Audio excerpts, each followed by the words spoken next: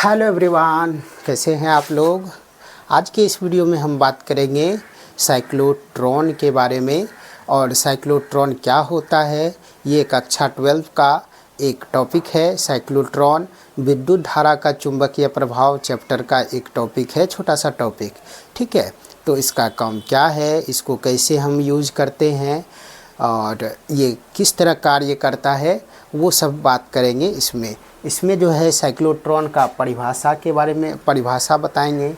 उसके बाद इसका बनावट, इसका क्रियाविधि किस तरह काम करता है, इसका उपयोग क्या है और इसका परिसीमा मतलब लिमिटेशन क्या है, इतना के बारे में चर्चा करेंगे इस टॉपिक में। तो चलिए इस वीडियो को स्टार्ट करते हैं।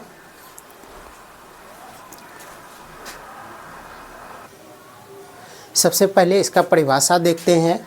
साइक्लोट्रॉन एक ऐसा संयंत्र है जिसके द्वारा प्रोटॉन, ड्यूटेरियम या आयनों को उच्च गतिज ऊर्जा प्रदान करने के लिए त्वरित किया जाता है। ठीक है, इसे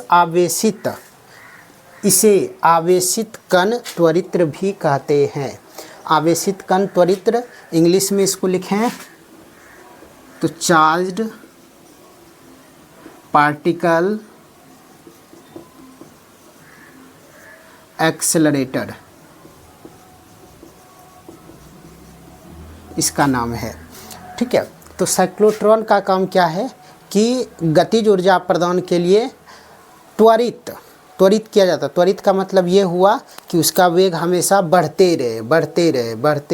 वो देखेंगे कि कैसे उसका वेग हमेशा बढ़ते रहता है। इस संयंत्र का निर्माण सर्वप्रथम लॉरेंज और लिंगविस्टोन ने कैलिफोर्निया विश्वविद्यालय में 1934 ईस्वी में किया था। ये नहीं भी लिखेंगे तो काम चलेगा, ये तो एक जानकारी के लिए है, बाकी इसका परिभाषा यहीं तक है। तो इस संयंत्र का निर्माण सर्वप्रथम लॉरेंज और लिंगविस्टोन ने कैलिफोर्निया विश्वविद्यालय में 1934 ईस्वी में किया था। ठीक है, तो ये इसका परिभाषा हुआ साइक्लोट्रॉन का। अब इसका बनावट देखते हैं, उसके बाद इसका क्रियाविधि देखेंगे, उसके बाद इसका उपयोग देखेंगे, उसके बाद इसका परिसीमा देखेंगे। क्लियर। तो चलिए अब जो है इसका बनावट देखते हैं। अगर इसको कॉपी करना चाहते हो तो कॉपी कर लो इसको।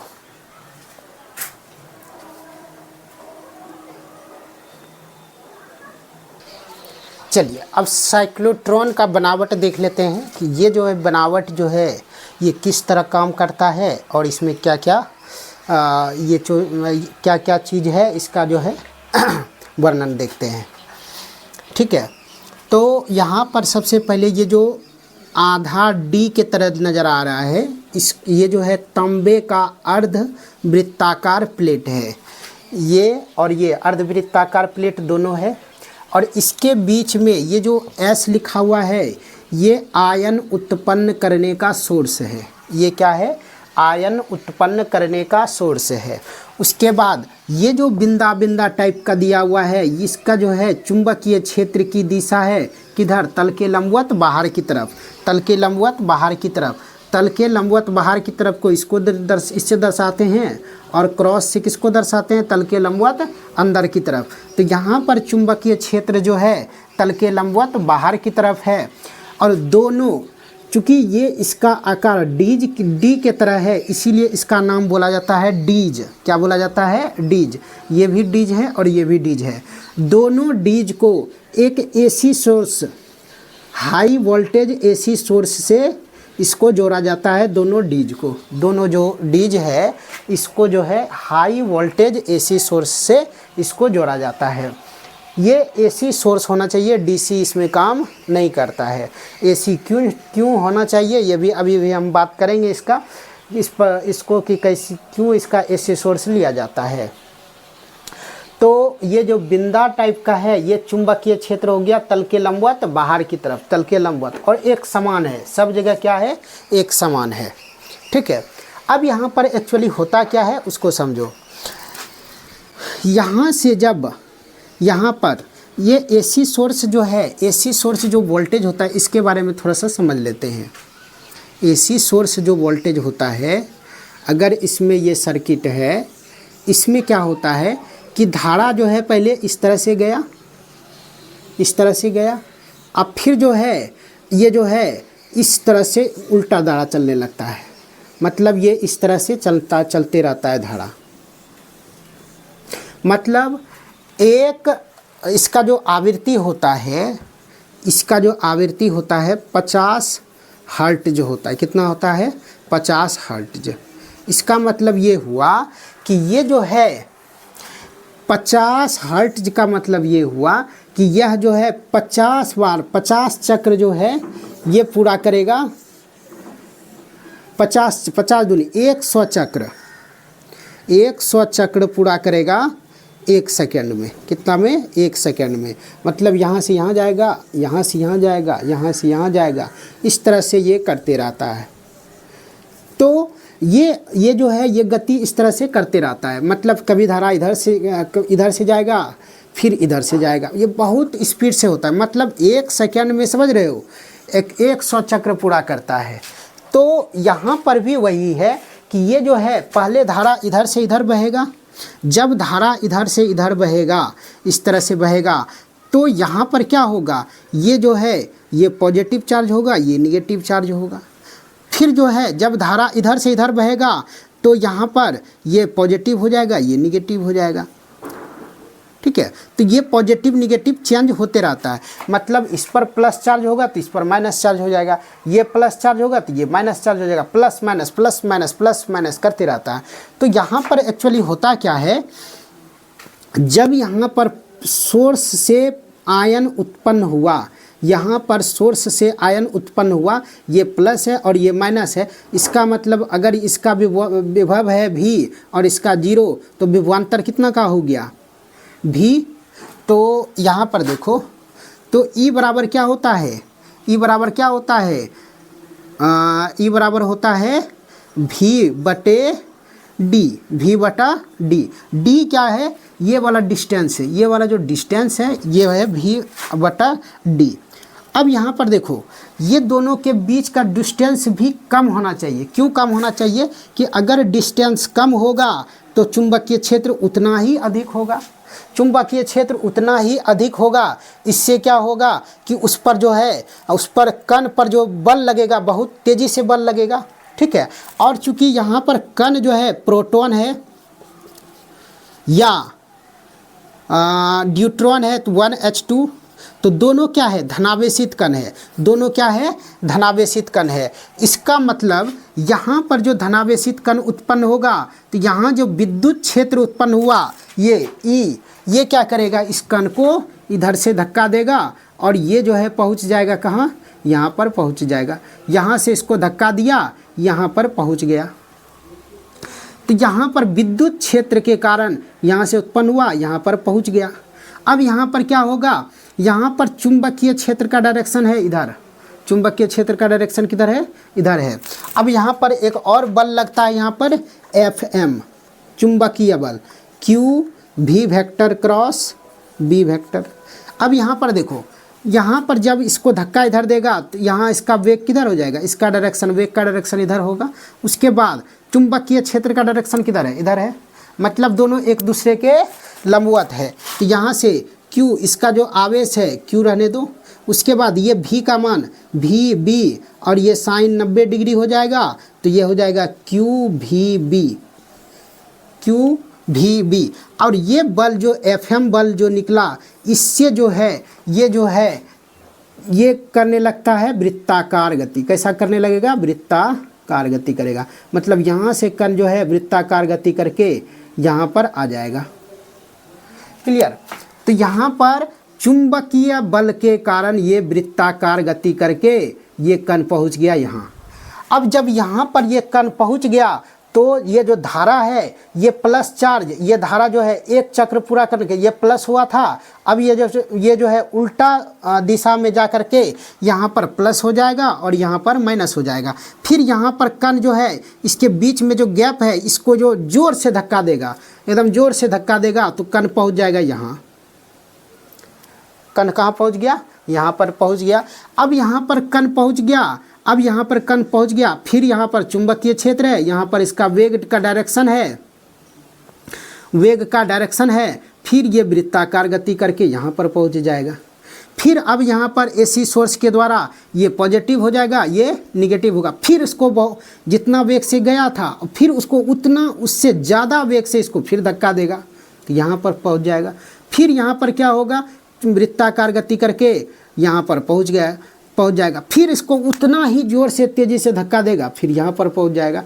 फिर यहाँ पर पहुँचेगा, फिर वृत्ताकार गति करके यहाँ पर पहुँच जाएगा तो यहाँ पर पहुँच जाएगा। अब फिर यहाँ पर उतना ही ज़ोर से धक्का देगा तो ये फिर यहाँ पर पहुँच जाएगा। यहाँ से फिर जो है ये वृत्ताकार गति करके यहाँ पर पहुँच जाएगा। तो इस तरह से ये गति करते करते करते करते करते करते करते कब तक गति करेगा, जब तक कि डीज के त्रिज्या के बराबर इसका डीज के त्रिज्या के बराबर ये इसका त्रिज्या ना हो जाए तब तक ये गति करते रहता है। और जब डीज के त्रिज्या के बराबर ये हो जाएगा तो ये क्या होगा, इस तरह से यहाँ से ज़ोर से यहाँ तक में तब तक में बहुत ज़्यादा इसका वेग हो जाएगा और यहाँ से बहुत तेज़ी से ये क्या होगा, इसको बाहर निकल जाएगा और यहाँ पर एक प्लेट रहता है, यहाँ पर कण को डिटेक्ट कर लेता है। ठीक है, तो इससे जो है इसका गतिज ऊर्जा बहुत ज़्यादा वेग बढ़ जाता है। क्लियर, तो ये कॉन्सेप्ट है इसका जो है साइक्लोट्रॉन का। अब जो है साइक्लोट्रॉन का ये कॉन्सेप्ट है। अब यहाँ पर जो है यहाँ पर समझना है कि यहाँ पर जो है जब वेग बढ़ता है तो इसका जो है त्रिज्या भी बढ़ता है। कैसे, चूँकि देखो यहाँ पर जब ये वृत्ताकार गति कर रहा है तो वृत्ताकार गति कर रहा है किस बल के कारण, QVB बल के कारण। और यहाँ पर जब वृत्ताकार गति होता है तो एक वृत्ताकार गति में एक बल होता है mv²/r। तो ये v और ये का कैंसिल हो गया तो यहाँ से r बराबर क्या हो गया, mv/qb। क्या हो गया, r बराबर mv/qb। मतलब अगर वेग बढ़ेगा, क्योंकि यहाँ पर जो वेग रहेगा यहाँ से वेग जाते जाते जाते यहाँ पर पहुँचा, यहाँ से फिर इसको धक्का देगा तो इसका वेग इसके तुलना में यहाँ पर जब पहुँचेगा तो इसके तुलना में वेग जो है यहाँ पर ज़्यादा हो जाएगा। तो ज़्यादा होगा, जब वेग ज़्यादा होगा तो त्रिज्या भी क्या होगा, ज़्यादा होगा। वेग ज़्यादा का त्रिज्या ज़्यादा। तो ये इस तरह से यहाँ पर जब धक्का दिया तो इसका वेग इसका जो है त्रिज्या भी बढ़ जाएगा और वेग भी बढ़ जाएगा। फिर यहाँ से जब यहाँ पर पहुँचेगा, यहाँ से यहाँ जाएगा तो वेग बढ़ते जाएगा। मतलब ये जो है इसको जब पार करने पर, इसको जैसे ही पार करता है तो वेग क्या हो जाता है, उसका बढ़ जाता है। इसको देखो, अभी हाथ से हम दिखाना चाहते हैं कि वो किस तरह से गति करता है। देखो यहाँ से यहाँ पर सोर्स है S, ये S है, यहाँ से निकला कण यहाँ से गया, इस तरह से ये वृत्ताकार गति किया, यहाँ तेज़ी से यहाँ पर चलाएगा। फिर यहाँ से वृत्ताकार गति किया और तेज़ी से यहाँ चलाएगा। फिर यहाँ पर वृत्ताकार गति करेगा, यहाँ पर चला गया और तेज़ी से चला जाएगा। इस तरह से इतना स्पीड, बहुत ज़्यादा स्पीड हो जाता है उसका कण का। ठीक है, तो यहाँ पर इसी वजह से इस कण का जो है गति बहुत ज़्यादा हो जाता है। तो कण का जब वेग ज़्यादा होगा तो इसका मतलब उसका गतिज ऊर्जा बहुत अधिक होगा और यही काम किसका है, साइक्लोट्रॉन का है। ठीक है, अब यहाँ पर साइक्लोट्रॉन को जो है चुंबकीय क्षेत्र मतलब एक समान रखने के लिए क्या किया जाता है कि इसी के त्रिज्या के बराबर एक नॉर्थ पोल और एक साउथ पोल, इन दोनों के बीच में इस पूरे सेटअप को रखा जाता है। दोनों एक दूसरे के समांतर और इसके बीच में जो है, इसके बीच में इस डीज को जो है इसके बीच में सेट किया जाता है। नॉर्थ पोल इधर, साउथ पोल उधर, तो चुंबकीय क्षेत्र का डायरेक्शन किधर होगा, बाहर की तरफ एक समान रहता है। मतलब सब जगह चुंबकीय क्षेत्र समान रहता है। तो ये जो है ये साइक्लोट्रॉन का कॉन्सेप्ट है। अब इसी चीज़ को हम लिखने वाले हैं। क्लियर, समझ में आ गया। चलो अब इसको हम इसका जो है बनावट लिखते हैं, इसका क्रियाविधि लिखेंगे। उसके बाद जो है इसमें उपयोग क्या होगा इसका जो है, उसके बाद जो है परिसीमा क्या है। ठीक है, इसको अगर इसको पहले बना लो, उसके बाद जो है आगे बढ़ेंगे।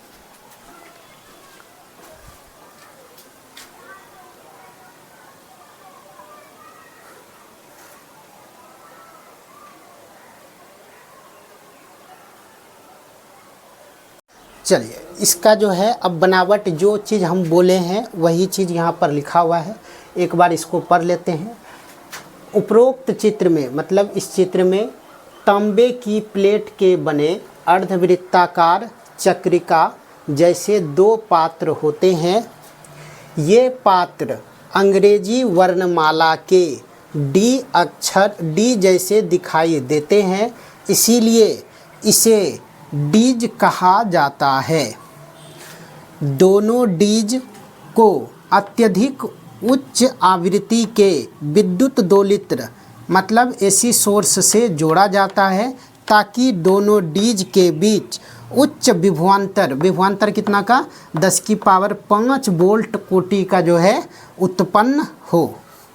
उच्च आवृत्ति लेंगे, उच्च आवृत्ति के एसी सोर्स, उच्च आवृत्ति के एसी सोर्स लेंगे, उच्च आवृत्ति के एसी सोर्स लेंगे तो 10 की पावर 5 वोल्ट विभवांतर उत्पन्न हो, वैसा जो है एसी सोर्स को लेना है। दोनों डीज के बीच की दरार अर्थात खाली स्थान में प्रबल विद्युत क्षेत्र उत्पन्न होता है जो परिमाण और दिशा में एसी सोर्स के अनुसार बदलता है। परिमाण और दिशा किसके अनुसार बदलता है? एसी सोर्स के अनुसार बदलता रहता है। दरार से गुजरने के क्रम में उस पर प्रबल विद्युत क्षेत्र द्वारा क्षणिक आवेग, क्षणिक आवेग मतलब धक्का, थोड़ा सा धक्का, मतलब जैसे कण आया पुश कर दिया, उसके बाद उधर से घूम के आया वहाँ से उधर पुश कर दिया, मतलब इस तरह से, मतलब उसका वेग हमेशा बढ़ाते जाना, जिससे उसकी चाल में पर्याप्त वृद्धि होती है और आवेशित कण इस दरार से बार बार गुजरे और प्रत्येक बार उसकी गतिज ऊर्जा में वृद्धि हो सके, इसके लिए डीज को एक समान चुंबकीय क्षेत्र में रखा जाता है।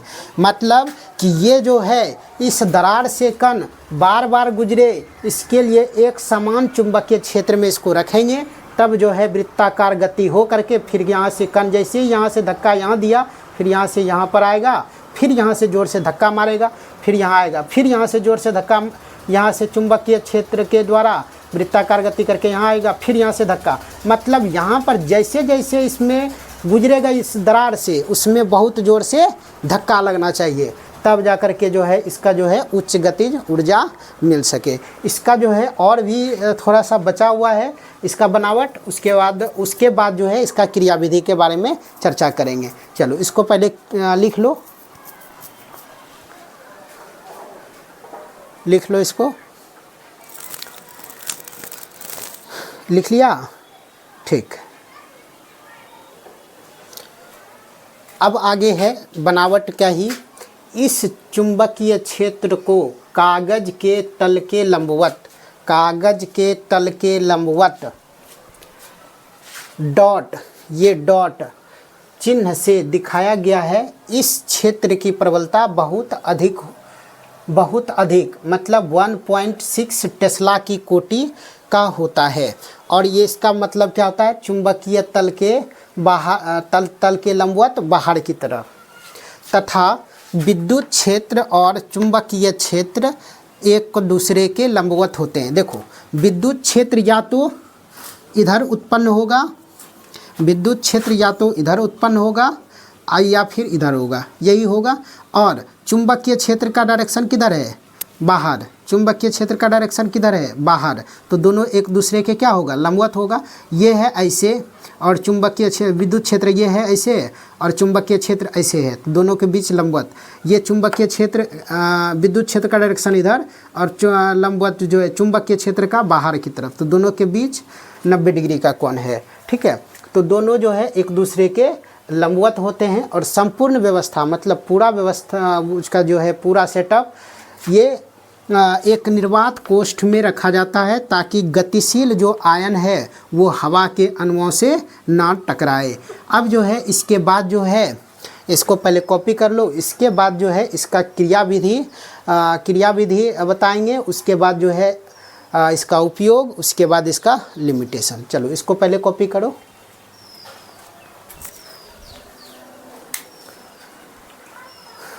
हो गया कॉपी।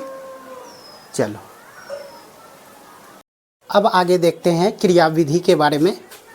यहाँ पर क्रियाविधि क्या है, डीज के केंद्र पर स्थित आयन, डीज के केंद्र पर स्थित आयन कैपिटल एस से उत्सर्जित आवेशित कण, मतलब कैपिटल एस से जो है आवेश उत्पन्न होता है।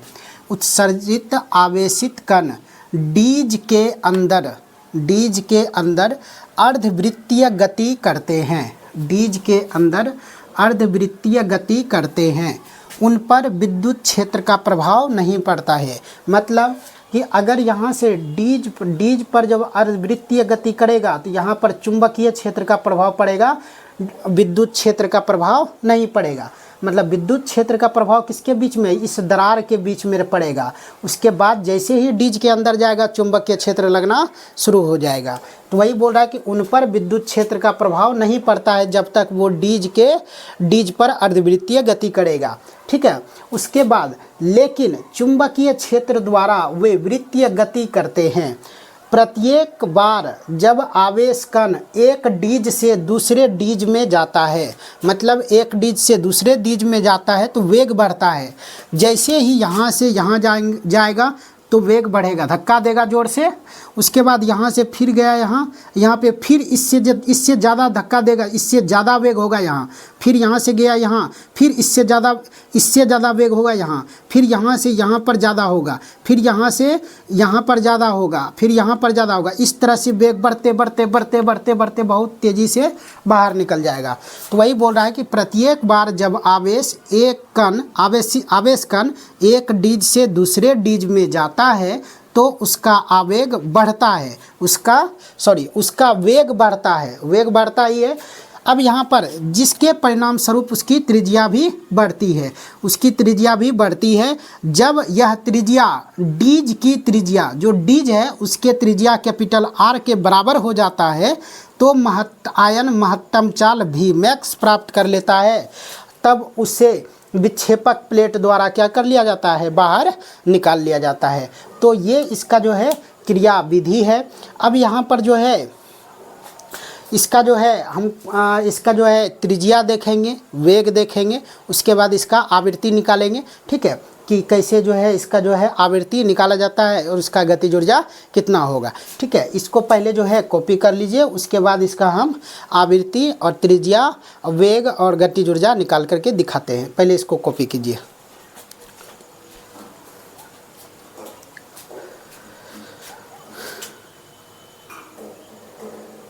हो गया कॉपी। चलिए आगे बढ़ते हैं। चलो पहले निकालते हैं साइक्लोट्रॉन का आवृत्ति। साइक्लोट्रॉन का आवृत्ति, तो चुंबकीय क्षेत्र के कारण लगने वाला बल अभिकेंद्रीय बल को संतुलित करता है। तो चुंबकीय क्षेत्र के कारण लगने वाला बल क्या हो जाएगा, Q V vector cross B vector, जो कि किसके बराबर हो जाएगा, Q V B sine 90 degree, क्योंकि एक दूसरे के लंबवत है। V परपेंडिकुलर टू V है। ठीक है, तो यहाँ से FM बराबर क्या हो जाएगा, Q V B, ये समीकरण फर्स्ट। और अभिकेंद्रीय बल को FC से डिनोट करेंगे, वो क्या होता है, mv स्क्वायर बटे r। तो यहाँ पर mv स्क्वायर बटे r हो जाएगा, ये समीकरण 2। ये जनरल फार्मूला लिख लेते हैं, v का मान, ये स्मॉल v है तो ये भी स्मॉल v है, ये स्मॉल r हो जाएगा। ठीक है, तो समीकरण 1 और 2 से क्या हो जाएगा, समीकरण 1 और 2 से FM बराबर FC। तो यहाँ से FM का मान FM का मान रख देंगे QVB, इधर हो जाएगा mv square by r। v ये v कैंसिल हो जाएगा, r बराबर क्या हो जाएगा, mv बटे QB। ठीक है, लेकिन यहाँ से v बराबर क्या हो जाएगा, QBR बटा m, QBR बटा m हो जाएगा। तो v बराबर, अब यहाँ पर देखो जो एक त्रिज्या होगा, ये मान लेते हैं स्मॉल r जो है यहाँ पर ये है, और इसका वेग है यहाँ पर v। तो एक चक्र पूरा करने में समय को ही बोलते हैं आवर्तकाल। एक पूर्ण चक्र करने में जितना समय लगता है उसी को क्या बोलते हैं, आवर्तकाल।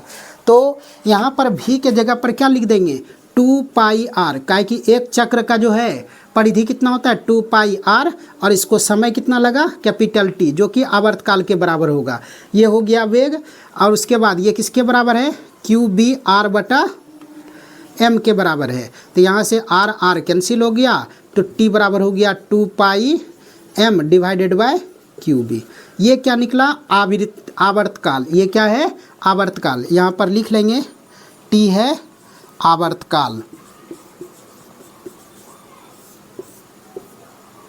तो टी के जगह पर चूंकि टी जो है 1 आवृत्ति होता है, एन से डिनोट करेंगे 2 pi m divided by q B. तो यहाँ से ये क्या हो जाएगा, एन बराबर q B divided by 2 pi m. तो साइक्लोट्रॉन की जो आवृत्ति निर्भर करता है, आवेश पर निर्भर करेगा या द्रव्यमान पर निर्भर करेगा या चुंबकीय क्षेत्र पर निर्भर करेगा, ना तो त्रिज्या पर निर्भर करता है और ना ही वेग पर निर्भर करता है। क्योंकि ये क्वेश्चन जो है बिहार बोर्ड में 1 नंबर में ऑब्जेक्टिव में पूछा जाता है कि साइक्लोट्रॉन की आवृत्ति निर्भर करता है, निर्भर नहीं करता है तो वेग होगा या त्रिज्या होगा। निर्भर किस पर होता है, तो क्यू पर, मतलब आवेश पर, और चुंबकीय क्षेत्र पर और द्रव्यमान पर। ठीक है, तो ये निकला किसका formula, Q B divided by 2 pi M, ये आवृत्ति निकला। यहाँ पर एन है आवृत्ति। ठीक है, चलो इसको कॉपी करो, कॉपी करो इसको।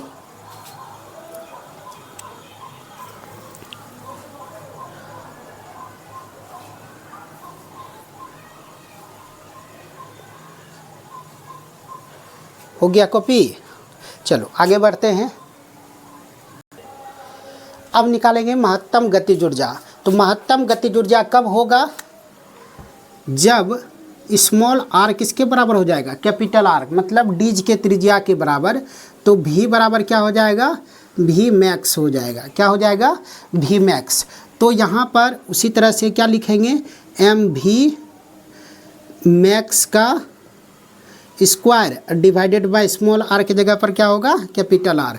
यहाँ पर हो जाएगा Q V max divided by गुना बी। तो यहाँ से ये और ये कैंसिल हो गया, कैंसिल हो गया। तो यहाँ से भी मैक्स बराबर क्या हो जाएगा, क्यू बी आर बटा एम। ये किसका मान निकल गया, भी मैक्स का मान निकल गया।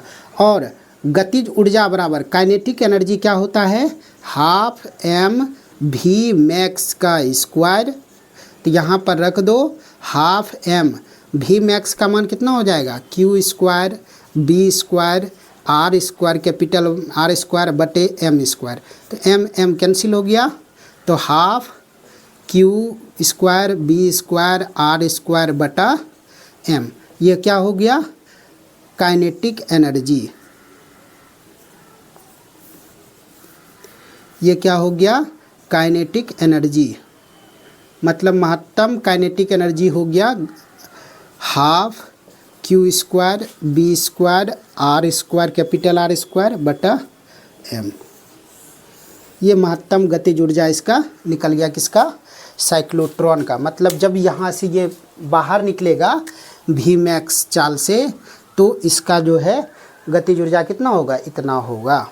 ठीक है, तो ये हो गया इसका महत्तम गतिज ऊर्जा। तो यही 2 चीज़ जो है इसमें पूछा जाता है कि आवृत्ति निकालने के लिए और गतिज ऊर्जा निकालने के लिए। और क्वेश्चन जो बिहार बोर्ड में बनता है इस पर बोलेगा कि साइक्लोट्रॉन का सचित्र वर्णन करें। अब इसका जो है एक उपयोग देख लेते हैं और परिसीमा देख लेते हैं, उसके बाद ये टॉपिक कंप्लीट हो जाएगा। चलो इसको पहले कॉपी करो।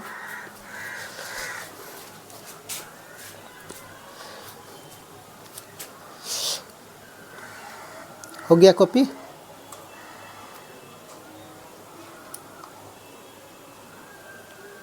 चलो बढ़ते हैं आगे। चलो इसका साइक्लोट्रॉन का उपयोग क्या है। साइक्लोट्रॉन का उपयोग है नाभिकीय अभिक्रियाओं के अध्ययन में। दूसरा उपयोग है रोग उपचार के लिए रेडियो सक्रिय पदार्थों के उत्पन्न करने में। और इसका जो है 2 ही उपयोग है, उसके बाद साइक्लोट्रॉन का परिसीमा जो है, इसका लिमिटेशन है, इसमें आयन के रूप में न्यूट्रॉन का उपयोग नहीं किया जाता है। क्यों नहीं किया जाता है? क्योंकि यह अनावेशित कण है। कौन सा कण है? क्योंकि यह अनावेशित कण है और इसमें चाहिए आवेशित कण, क्योंकि Q का मान चाहिए। Q का मान अगर 0 रख देंगे तो वहाँ पर जो है ना तो आवृत्ति प्राप्त होगा ना ही त्रिज्या प्राप्त होगा। आवेशित कण चाहिए। इसमें आयन के रूप में इलेक्ट्रॉन का उपयोग नहीं किया जाता है। इलेक्ट्रॉन का इसलिए उपयोग नहीं किया जाता है क्योंकि इसका द्रव्यमान बहुत कम होता है। इसका द्रव्यमान बहुत कम होता है, तो जिसके वजह से द्रव्यमान बहुत जो कम होगा वो जो है वो बहुत तेज़ी से तुरंत निकल करके बाहर निकल जाएगा, जिसके वजह से ना तो उसका जो है मैक्सिमम वेग प्राप्त कर सकते हैं ना त्रिज्या प्राप्त कर सकते हैं। इसीलिए इलेक्ट्रॉन का उपयोग नहीं किया जाता है। इसके द्वारा प्राप्त महत्तम चाल मतलब V मैक्स का मान प्रकाश की चाल के बराबर नहीं होता है, वो हमेशा उससे कम ही होगा, प्रकाश की चाल के बराबर नहीं होता है। ये तो तीनों लिमिटेशन है साइक्लोट्रॉन की परिसीमा का। लिमिटेशन हुआ साइक्लोट्रॉन का और ये उपयोग हुआ। ठीक है, तो यहाँ पर जो है इसको जो है 2 मार्क्स में बोर्ड में पूछा जाता है। बिहार बोर्ड में जो है शॉर्ट क्वेश्चंस के रूप में ये भी पूछा जाता है कि साइक्लोट्रॉन के परिसीमा लिखें, तो उसमें 2 ही लिख देगा तो काम चल जाएगा। लेकिन यहाँ पर 3 गो बताए हैं, इसमें 2 लिख देंगे तो काम चल जाएगा।